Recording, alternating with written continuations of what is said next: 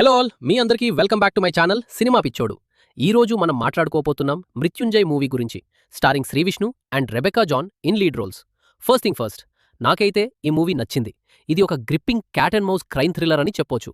Movie starts with interesting setup which immediately grabs attention. కానీ ఆ తర్వాత Shri Vishnu entry and his characterization establish చేసే పోర్షన్స్లో కొంచెం స్లో అనిపించాయి అండ్ మెయిన్ స్టోరీలోకి వెళ్ళడానికి కొంచెం టైం పడుతుంది. But once the story kicks in, the movie really takes off. Especially interval block అయితే చాలా బాగా వర్కౌట్ అయింది. That moment really builds curiosity for the second half.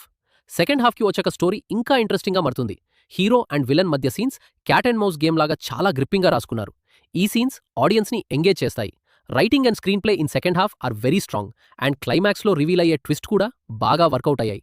Music గురించి మాట్లాడాలి అంటే కాలభైరవ బ్యాక్గ్రౌండ్ స్కోర్ ఎక్సలెంట్, సీన్స్ని ఇంకా ఎలివేట్ చేసింది. నెగటివ్స్కి వస్తే స్టోరీ మాత్రం రొటీన్ టెంప్లేట్లో ఉండే crime thriller.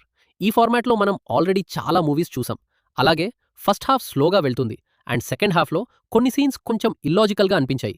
But apart from these issues, సినిమా ఓవరాల్గా ఎంగేజింగ్గా ఉంటుంది.